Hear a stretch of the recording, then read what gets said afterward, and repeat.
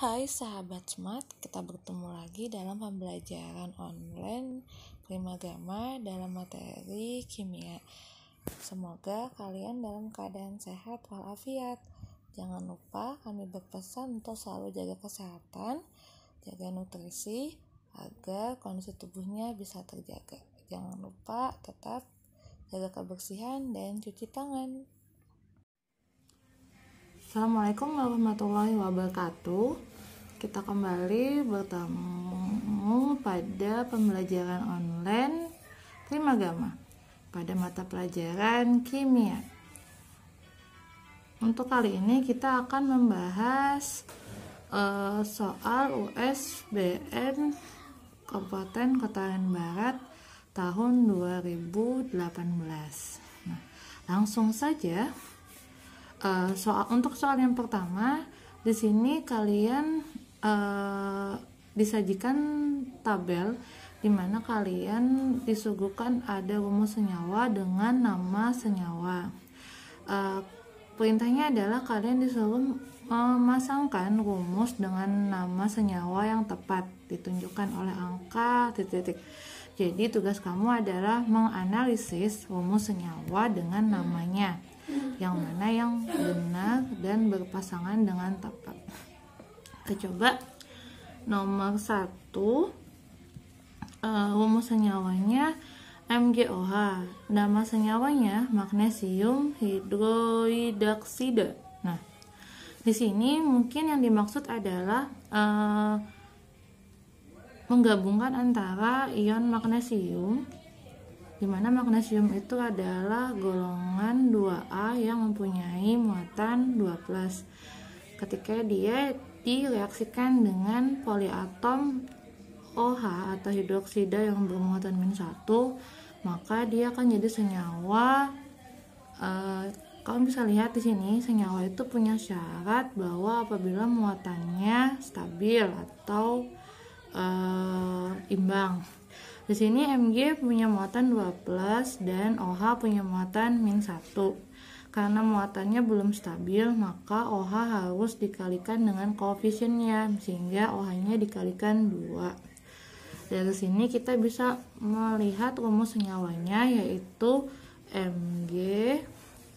Karena ini poliatom, maka OH-nya dalam kurung jumlahnya ada 2 sehingga MgOH 2 kali. Nah, untuk penamaannya, karena magnesium itu adalah logam dengan 1 bilangan oksidasi, maka penulisan tata namanya tidak perlu menggunakan kurung kurawal yang menunjukkan biloksnya, sehingga namanya langsung saja magnesium hidroksida. Nah, kalau kalian lihat di sini, ternyata rumusnya MgOH, rumusnya salah. Dan namanya juga salah, harusnya namanya magnesium hidroksida, bukan hidroidaksida. Jadi nomor 1 rumus senyawanya salah dan namanya juga salah. Nomor 2, di situ ada mangan oksida. Sesuai dengan namanya, mangan 2 oksida. Jadi mangannya punya bilangan oksidasi 2. Kita coba pasangkan mangan dengan bilok 2+ bertemu dengan oksigen. Oksigen itu adalah unsur yang masuk dalam golongan 6A. Karena dia 6A, makanya dia akan menerima 2 elektron, sehingga apabila dia jadi ion, maka dia jadi O-2. Di sini bisa kalian lihat Mn dengan O2 ketika bergabung muatannya sudah stabil. Mn melepaskan 2 elektron, O menerima 2 elektron, sehingga tidak perlu adanya penyesuaian. Maka dari sini kita bisa menggabungkan rumus senyawanya MnO. Mn-nya cuma 1, O-nya cuma 1. Rumusnya MnO dan namanya sesuai, namanya mangan. Karena mangan itu punya 2 biloks, yang satu 2+, satunya 3+, jadinya untuk membedakan, maka karena dia punya biloks lebih dari 1, di sini dia pakai +2, maka harus dikasih kurung kurawal, yaitu 2 mangan 2 oksida. Nah, kalau kamu lihat di nomor 2, rumusnya salah, namanya benar, berarti itu bukan pilihan yang tepat. Nomor 3, di sini ada natrium fosfat. Natrium fosfat itu memasangkan antara logam natrium. Logam natrium ini adalah golongan 1A, sehingga karena dia golongan 1A, dia punya muatan +1. Natrium dipasangkan dengan poliatom fosfat PO4 yang punya muatan -3. Di sini kamu bisa lihat muatan antara Na dan PO4 tidak seimbang. Jadi supaya seimbang, maka kamu harus mengalihkan dengan koefisien. Siapa yang dikalikan? PO4 atau Na? Na. Jadi Na-nya dikali 3 supaya nanti kalau kita gabungkan, Na punya muatan +1 dikali 3 +3, dan dia akan bertemu dengan PO4 yang muatannya -3, sehingga dia akan stabil, muatannya 0. Maka dari sini rumusnya bisa kalian lihat, Na-nya jumlahnya ada 3. Jadi rumusnya Na 3 PO4. Namanya sesuai dengan sebelumnya, karena si Na ini adalah logam dengan bilangan oksidasi hanya 1. Jadi dia tidak punya lebih dari 1 biloksnya, maka penamaannya tidak perlu menggunakan kurung kurawal. Jadi namanya cukup ditulis dengan natrium, karena Na itu nama logamnya natrium fosfat. Ya, jadi langsung aja fosfat. Kalau kamu lihat di sini rumus senyawanya dia salah, tapi namanya benar, jadi belum bisa dikatakan itu jawabannya. Yang keempat, di sini ada PCl5. PCl5 ini sebenarnya dari nama pun sudah benar sih, fosfor pentaklorida. Kenapa? Di sini PCl5 tidak diuraikan seperti senyawa nomor 1, 2, dan 3, karena PCl5 itu adalah senyawa yang terbentuk dari unsur non-logam bertemu dengan non-logam. Jadi kalau kita gambarkan tidak bisa dalam bentuk ionisasi, dia digambarkan dalam bentuk ikatannya. Fosfor dikelilingi oleh 5 atom Cl, sehingga kalau digambarkan seperti ini. Dan untuk aturan tata namanya, untuk senyawa non-logam bertemu dengan non-logam, maka namanya nanti hanya dengan menggabungkan nama senyawa non-logamnya, kemudian senyawa non-logam yang kedua diberikan imbuhan ida, dan jangan lupa jumlah senyawanya ada berapa. Oke, kita kasih nama. Karena atom pusatnya P, berarti namanya nanti fosfor.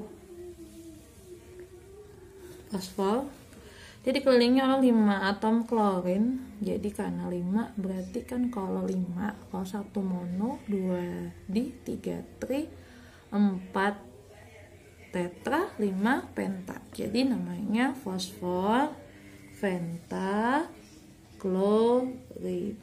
Kenapa klorida? Karena ion klorin diberi imbuhan ida. Jadi klorida. Ini yang melebur dalam idanya. Yang terakhir, nomor 5, situ ada senyawa ion juga, gabungan antara logam Cu tembaga dengan karbonat. Tembaga di sini sesuai dengan nama yang disebutkan, maksudnya tembaga 2 karbonat, artinya dia ingin menggabungkan logam tembaga yang berbiloks 2+, digabungkan dengan senyawa poliatom karbonat yaitu CO3. CO3 biasanya muatannya -2. Nah, dari sini kamu sudah bisa lihat muatan antara tembaga dengan karbonat sudah seimbang, tidak perlu disetarakan, tidak perlu disamakan. Maka dari sini kita bisa lihat bahwa rumusnya adalah CuCO3. Untuk nama, karena Cu tadi sama kayak mangan, dia adalah logam yang punya biloks lebih dari 1. Tembaga itu punya biloks +2 dan +1. Maka untuk menamainya, kamu harus memberikan kurung kurawal pada tembaganya, karena supaya tahu itu tembaganya yang muatan berapa, 2+ atau 1+. Karena di sini kamu bisa lihat di rumusnya adalah tembaganya adalah tembaga 2 plus, maka namanya ditulis dengan tembaga. Jangan lupa kurung awalnya untuk menandakan biloxnya yang digunakan bilox berapa, karena dia 2 berarti tembaga perangkat Romawi 2 karbonat. Maka dari situ kita bisa lihat nomor 4 itu rumus senyawanya benar, namanya benar. Nomor 5 juga rumus senyawanya benar, namanya benar. Sehingga dari sini, dari option A sampai E kita bisa lihat, maka jawabannya adalah yang E, yaitu 4 dan 5. Oke. Kita lanjutkan pembahasan soal nomor 2. Soal nomor 2 meminta kalian untuk menentukan atau mana yang mempunyai bilangan kuantum seperti yang disebutkan pada soal, dimana soalnya berbunyi unsur yang mempunyai 4 harga bilangan kuantum elektron terakhir dengan energi tertinggi N sama dengan 3, L sama dengan 1, M sama dengan min 1, dan S sama dengan plus setengah. Dari situ kita diminta untuk menentukan atom yang mana yang sesuai. Maka tugas kamu adalah menentukan elektron terakhir dari bilangan kuantum yang telah disebutkan. Oke. Untuk bilangan kuantum utama itu biasanya menunjukkan kulit terakhir. Jadi karena N-nya 3, maka kulit terakhirnya ada di kulit ke-3. Kemudian bilangan kuantum azimut biasanya menunjukkan subkulitnya. Jadi karena azimutnya bernilai 1, maka dia ada pada subkulit P. Karena kalau azimutnya 0, dia subkulitnya S. Karena ini 1, berarti subkulitnya P. Subkulit P biasanya memiliki 3 orbital, jadi bisa digambarkan dengan 3 kotak, di mana orbital pertama yaitu min 1, kemudian 0, dan plus 1. Dari data kita bisa tahu bahwa bilangan kuantum magnetik mempunyai nilai min 1, sehingga dia berakhir pada orbital min 1 dengan bilangan kuantum spin plus setengah, artinya digambarkan dengan tanda panah ke atas. Dari sini kita bisa lihat bahwa elektron tersebut pada kulit ketiga di subkulit P dan di orbital min 1 hanya ada 1 elektron, maka elektron terakhirnya yaitu 3p1. Karena kalian diminta untuk menganalisis atom mana yang punya bilangan elektron 3p1, maka untuk mengetahui unsur tersebut yang mana, cukup kamu urutkan konfigurasinya dari awal. Jadi kita bisa tulis 1s2, 2s2, 2p6, 3s2. Nah, dari sini kita bisa lihat unsur tersebut memiliki nomor atom berapa.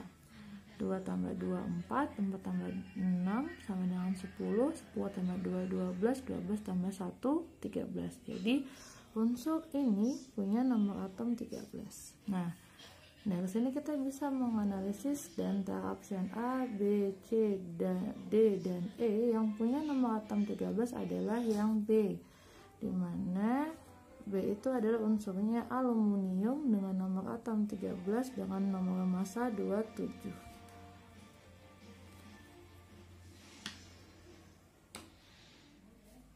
Baik, soal nomor 3. Perhatikan tabel pengisian elektron-elektron ke dalam subkulit berikut. Pasangan pengisian elektron yang tepat sesuai aturan Aufbau dan Hahn adalah, jadi kalian diminta untuk menentukan unsur mana yang pengisian elektronnya sesuai dengan aturan Aufbau dan Hahn. Di sini kamu bisa lihat ada 5 unsur P, W, X, Y, dan Z. Jadi kamu cukup ikutin aturannya Aufbau, yaitu mengurutkan elektron berdasarkan kenaikan energi. untuk unsur yang V, kamu bisa lihat di sini dia ada kesalahan. Kesalahannya adalah ini, karena setelah 2P6 harusnya 3S itu diisi penuh dulu baru ke 3P. Jadi harusnya konfigurasi V itu adalah 1S2, 2S2, 2P6, 3S2 baru 3P2. Nah, bukan seperti ini ya. Kemudian yang W itu dari konfigurasinya kita bisa lihat di sini pengisian elektronnya sudah benar sesuai aturan Aufbau dan Hahn, di mana subkulit S dulu, baru 2S, kemudian 2P, kemudian diisi lagi 3S2, baru 3P4. Maka untuk unsur yang W sudah benar pengisian elektronnya. Yang X, di sini kamu bisa lihat dia ada kesalahan pengisian pada subkulit P. Karena subkulit P itu elektron maksimalnya harusnya 6. Jadi kalau kamu menulis konfigurasi yang benar untuk untuk subkulit X adalah 1S2, 2S2, 2P6, 3S2, 3P6, dan 4S1.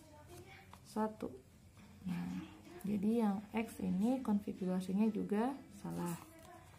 Kemudian yang Y, di sini kalau kita bisa lihat dia mengisi elektronnya tidak sesuai berdasarkan aturan Aufbau. Dia mengisi elektron berdasarkan kenaikan kulit, bukan kenaikan tingkat energi. Jadi kesalahannya adalah harusnya setelah 3S2, 3P6, 4S2 dulu, bukan 3D8. Jadi yang Y juga salah. Yang Z ini sudah benar, dia ikut pengisian elektron pada konfigurasi elektronnya sesuai aturan Aufbau, yaitu 1S2, 2S2, 2P6, 3S2, 3P6, 4S2 dulu, baru 3D7. Jadi dari sini kita bisa tentukan unsur yang mengikuti aturan Aufbau dan Hahn adalah atom atau unsur W dan Z. W dan Z di sini adalah option yang C, itu W dan Z.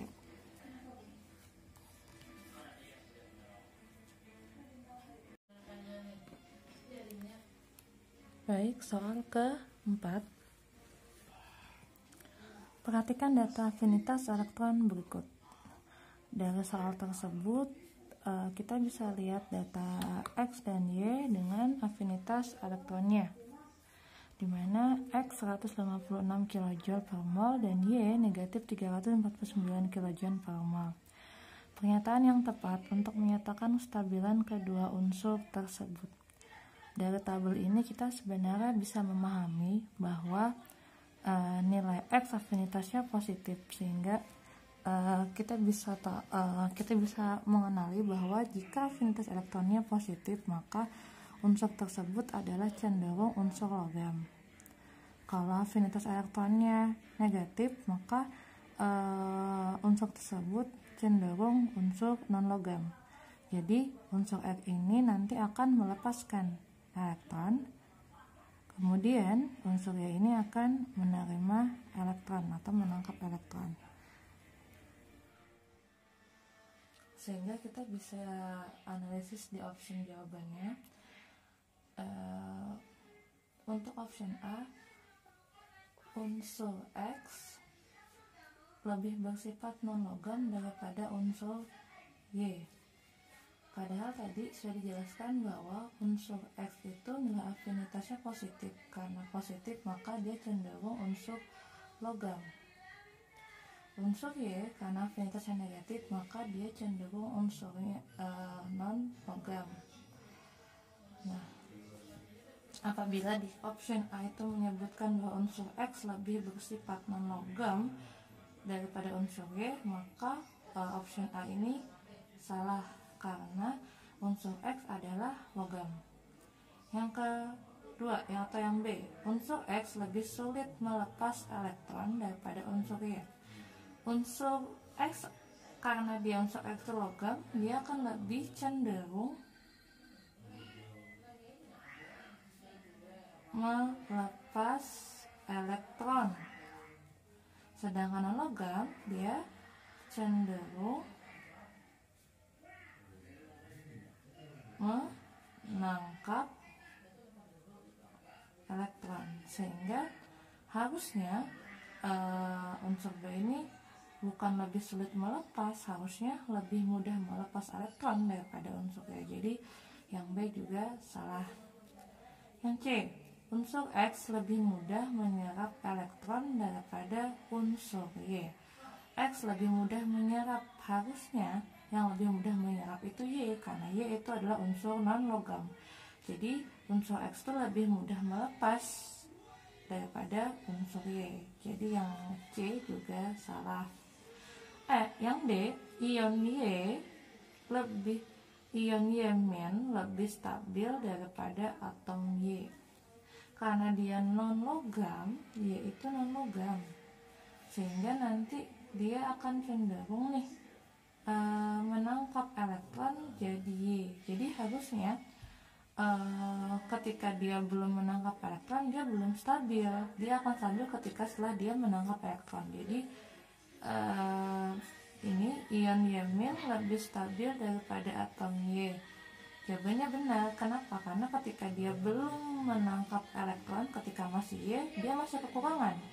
Setelah dia menangkap elektron, maka dia jadi lebih stabil. Sebagai contoh seperti ini. Atom klorin punya nomor atom 17, sehingga konfigurasinya 287. Jadi klorin itu pada saat dia belum menangkap elektron, dia tidak stabil karena elektronnya 7. Setelah klorin menangkap 1 elektron menjadi Cl-, maka dia jadi stabil. Jadi Cl- ini nanti konfigurasinya 288. Jadi yang jawaban D benar. Yang E, ion X- lebih stabil daripada atom X. X tadi logam, jadi X tidak mungkin menangkap elektron. Kalau min itu kan menangkap elektron. Jadi untuk E ini harusnya bukan X-, tapi harusnya X+, karena dia lebih stabil melepaskan elektron daripada ketika saat dia belum melepas elektron.